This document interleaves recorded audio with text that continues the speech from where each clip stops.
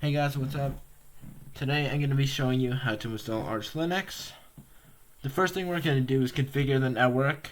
To do that, we first have to grab our interface name by running IP-link. It's usually going to be the last choice down there. Well, not really choice, the last item in the list there. Depending whether you have an Ethernet connection or a wireless connection, the name will be different. In most cases, for Ethernet connections, it's going to be ENP0S3. And in most cases, for wireless interfaces, it's going to be WLAN 0. Now, I'm going to show you how to configure the network with both interface types. So, without me rambling on about interface names, let's get this started. First thing you're going to want to do is make sure your interface is up and running. You do this by running IP-link set, and then your interface name, in my case, it would be ENP0S3, followed by up. In your case, it may be different. Now, if you have a wireless network, you would run IWCTL --passphrase, followed by your password, and then that would be followed by station, then your interface name. So I'm going to type interface name, followed by connect, and then your Wi-Fi ESSID or your network name. Obviously, I'm not putting my credentials as an example for very obvious reasons, but if you have an Ethernet connection, the only other thing you have to do is run DHCPCD. Now, if you will get an error here, but that's alright. Ignore it. It doesn't really matter. You can test whether your connection is active or not by running ping space google.com. And if you see this information here, the 64 bytes from domain name, then all the rest of that, then your connection is active and you're good to go on the next part. Now, we're going to make sure our clock is synced properly by running timedate CTL set -ntp true. You're going to wait for this to complete. It may take anywhere from 30 seconds to a minute and a half, so just be patient with it. Don't exit out of it early, otherwise it's just going to bother you later on in the installation by showing up at the most inconvenient time, so just wait for it to do its thing, and then, yeah. In this case, I don't have the patience. Just kidding. I don't want to waste your time by making you wait through that. So now we have to get the name of our drive by running fdisk-l.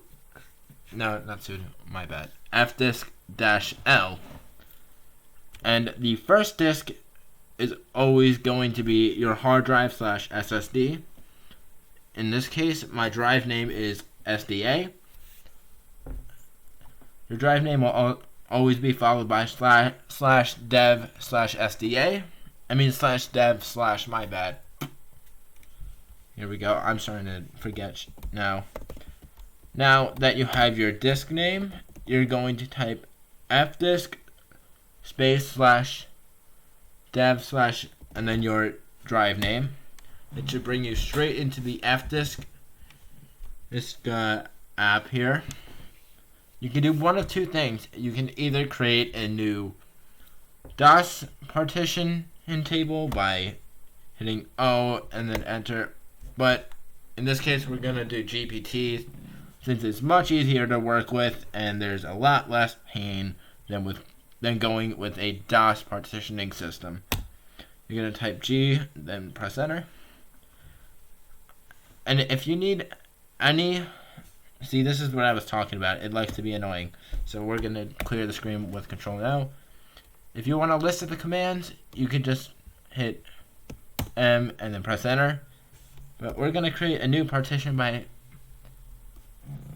pressing N, and then we're going to press enter a couple of times. Once you get to this third line here, you're going to type plus, hold on, let me disable caps lock, 550M for 550 megabytes.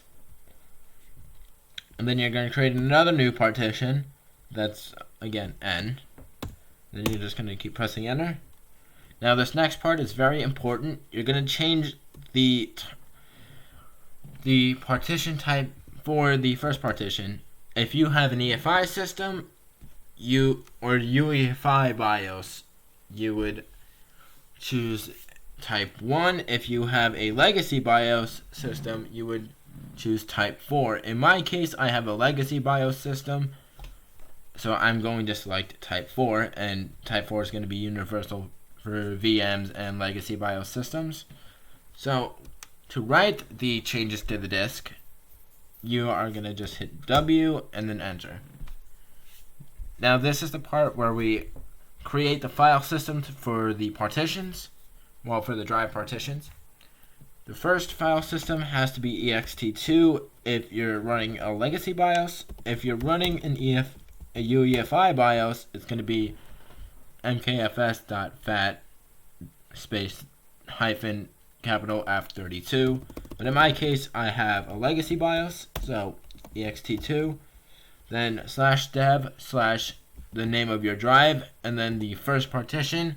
This can either be P1 or just the number 1, depending on, the name of your drive. I want to explain something really quick.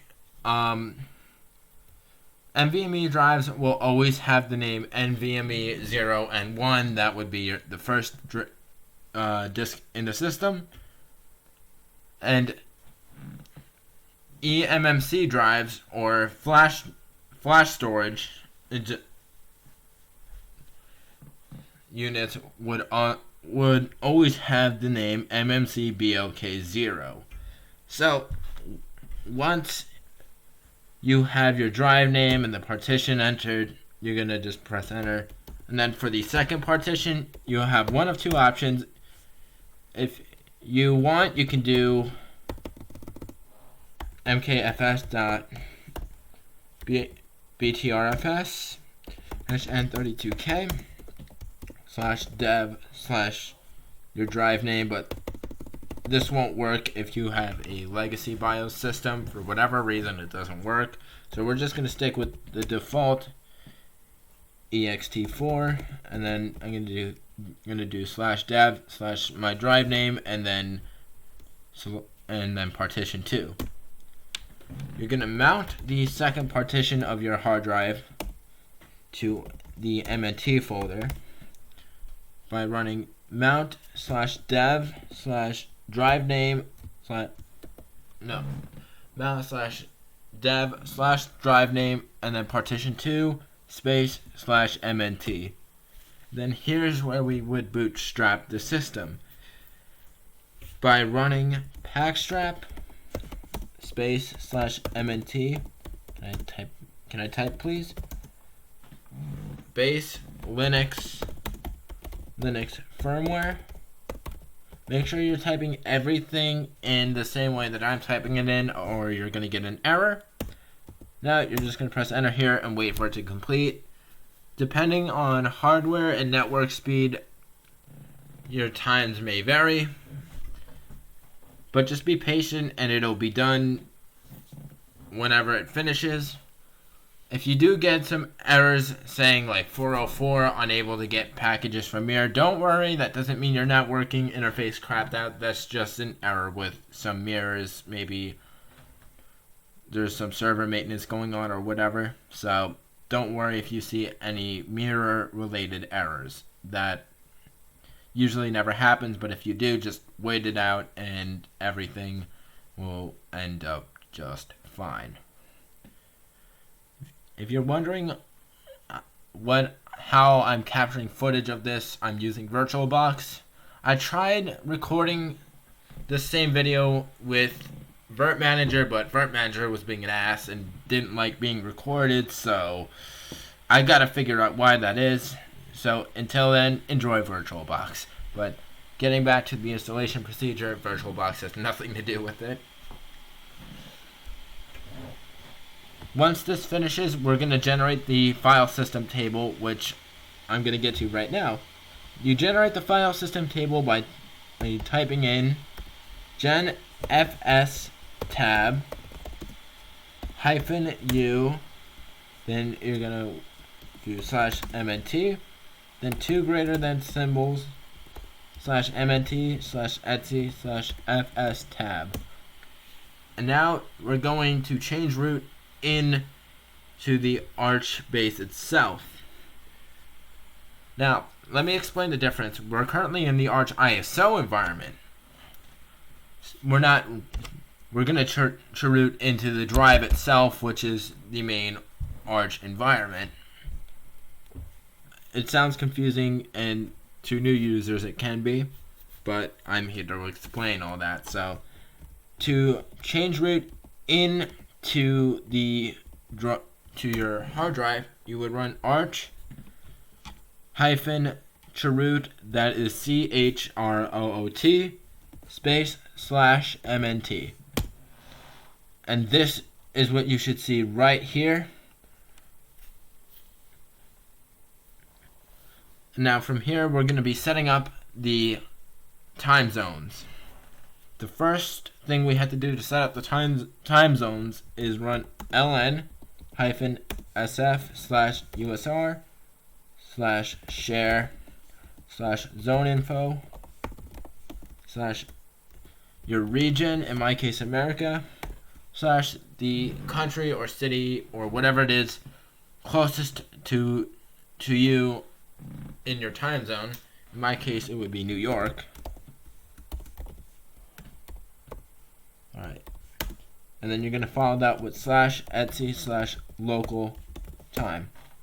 And to sync the changes to the clock, you're going to run hwclock --systohc space -- local time.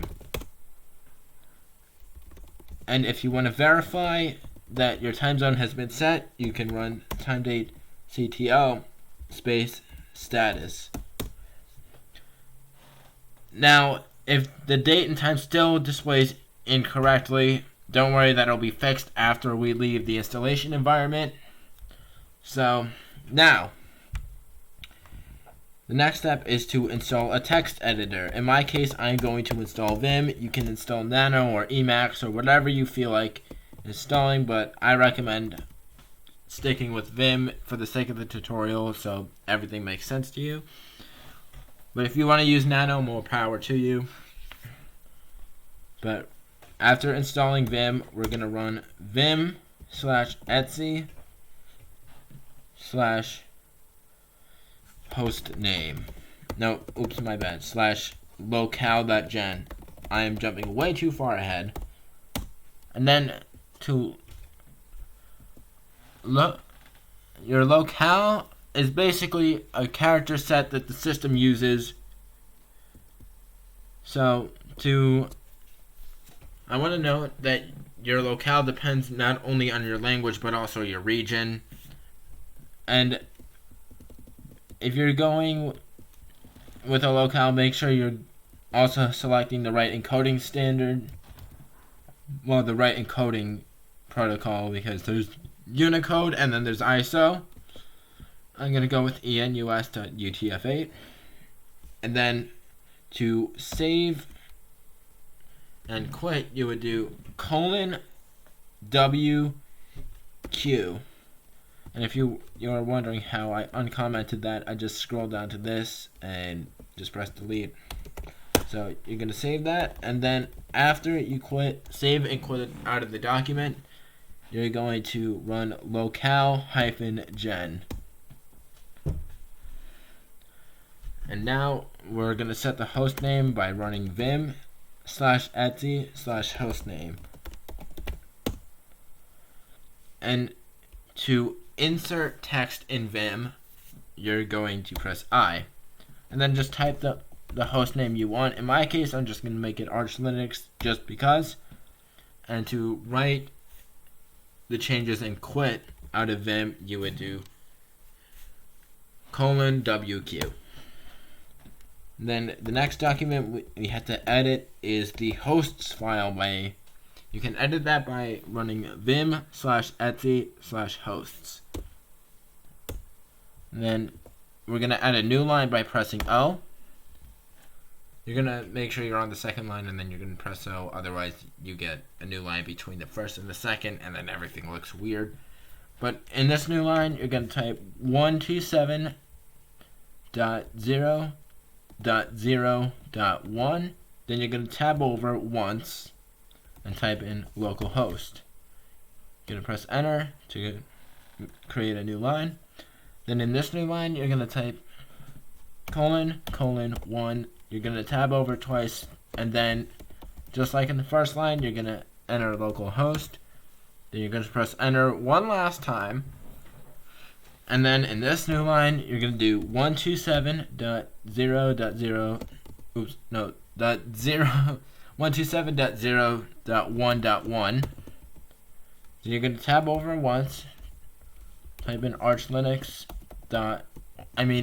your hostname .local domain. Then you're going to tab over once again, and then type in your hostname again. Again, your hostname doesn't have to be exactly the same as mine. You can make it whatever you want. And then to save and quit, you're just going to do :WQ. Make sure if you're using Vim and you're in insert mode that you press escape before doing :WQ. Otherwise, that'll get typed into the main document and then you're going to have a bunch of errors, which is no fun. Then we are going to build the kernel image by running mkinit cpio space hyphen P. This should take a couple of seconds, so just wait and it'll finish. This won't take too long. And now, after this finishes, we're going to set the root password by running the command passwd. Then type the root password that you want to set. And then we're going to install sudo by typing pacman-s sudo. This should take 2 seconds. And then you're going to edit the sudoers file by running vim/etsy/sudoers. Now, pay close attention to the edits I'm making, because if you make the wrong edit, you'll break the entire installation and you'll have to start from the beginning. So pay very close attention here. So, the first line you're going to uncomment is this line here, where it says %wheel all equals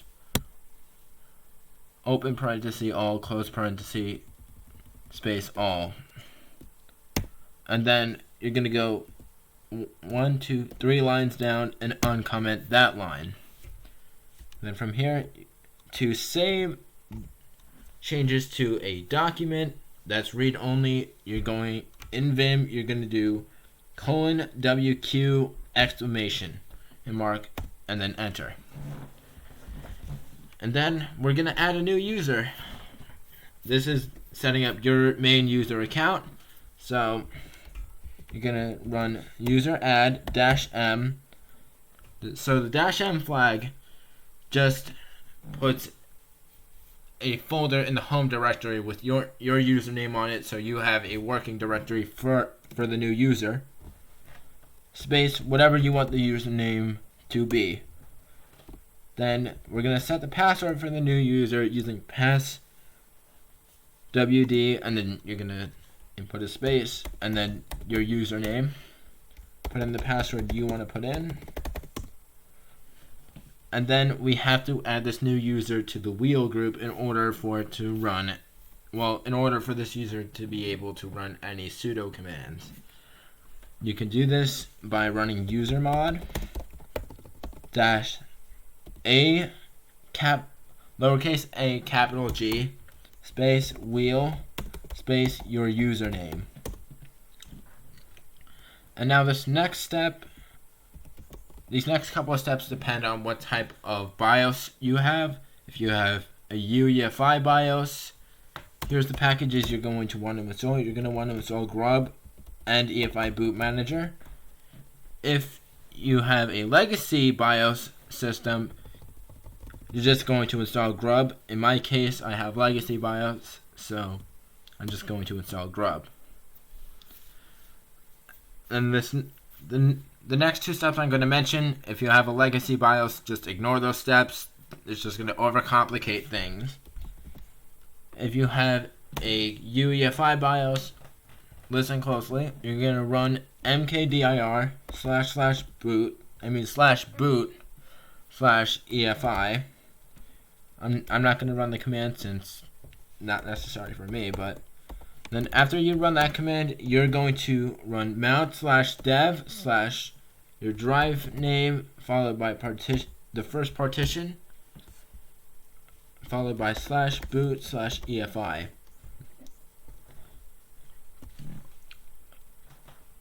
And now, once that is done, for those of you who have a UEFI BIOS, you're going to run Grub Install. This is universal for every BIOS. So you're gonna run Grub -install /dev/ your drive name.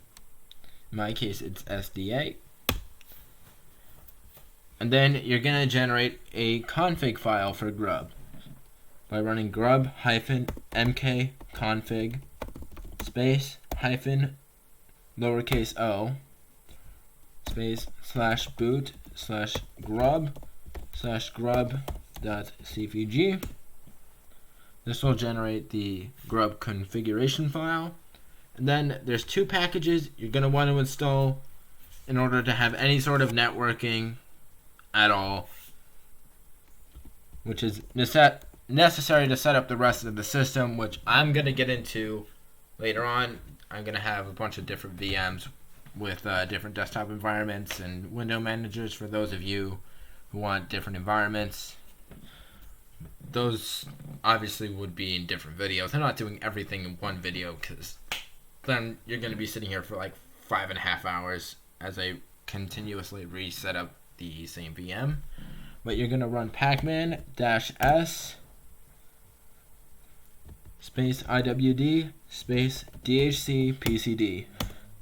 IWD is just the command, the utilities for connecting to a wireless network.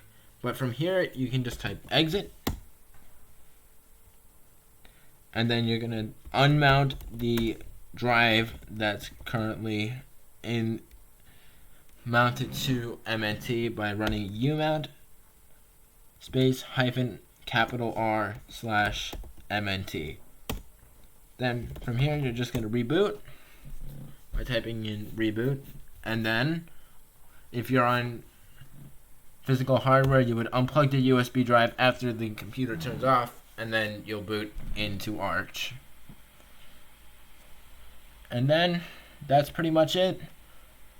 I'm going to have a video on how to set up Arch with different window managers and desktop environments. Those videos will be coming out soon. I'm probably going to shoot them tonight, but then release them on later days. But for now, this would be it. So see you guys in the next video. Peace out.